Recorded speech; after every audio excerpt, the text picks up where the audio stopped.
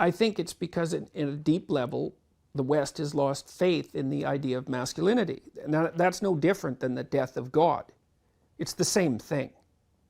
And Nietzsche knew what the consequence of that would be. I mean, that's most of what he wrote about, you know, and so you'd say, well, the divine symbol of masculinity has been obliterated.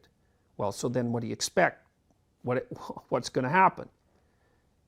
That means masculinity is going to become weak. And especially if the symbol is also denigrated, right? Which it definitely is. So what that means is that the ideal that man could aspire to is denigrated. And, well, then with your ideal in tatters, you're weak. That's definitional. So I think the reason that men have been responding positively to my thinking, let's say, is that I don't buy any of that. I like the masculine spirit. It's necessary, and it's not fundamentally carnage and pillaging. It's not fundamentally rape culture. You know, it's not fundamentally world destroying. And all of those things all of those aspersions have been cast upon it. That's partly the guilt of Western society for technological progress, even. And those are reasonable challenges to be set before men. But they're not reasonable accusations to swallow without criticism. What is a masculinity we can aspire to? Well, it's responsibility fundamentally, and it's to put it symbolically is that your responsibility is to incarnate the spirit of the Logos. That's your responsibility. That's your role in life, and that is independent to some degree in whether or not you accept the idea of a transcendent and eternal reality. Now, I'm not making a case for that or against that. Those things are beyond human understanding. But we know what happens if people act poorly, if men act badly. We know what happens.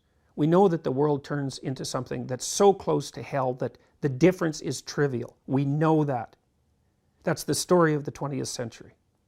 So we should learn that lesson. And what that lesson is pick up the world on your shoulders and walk forward.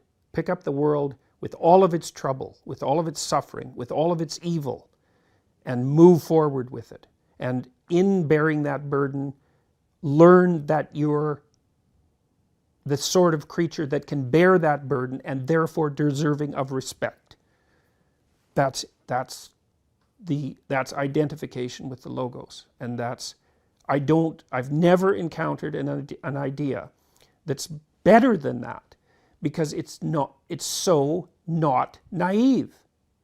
It's the opposite of naive. It's like there's terrible evil and there's terrible suffering. It's bottomless.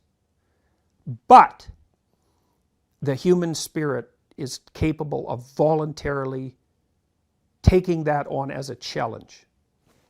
Well, it's worth a try. And that's where we get meaning. Yes, exactly. That's the positive meaning. That's the positive meaning. That's the world-affirming meaning, you know, and that's self-esteem, let's say, you know, which is very poorly characterized. It's very shallowly characterized because it usually doesn't involve any sense of responsibility. But, you know, it's obvious. It's obvious in some ways. If you look at the people that other people spontaneously respect, unless they've become unbelievably cynical, it's the people who adopt responsibility and deal with it competently. So it's not a mystery that that would be what you could aspire to. Now, it gets undermined if you feel that that force of responsibility is the raping and pillaging patriarchal culture that's despoiling the natural environment and that's equivalent to a cancer. Well, you know, no.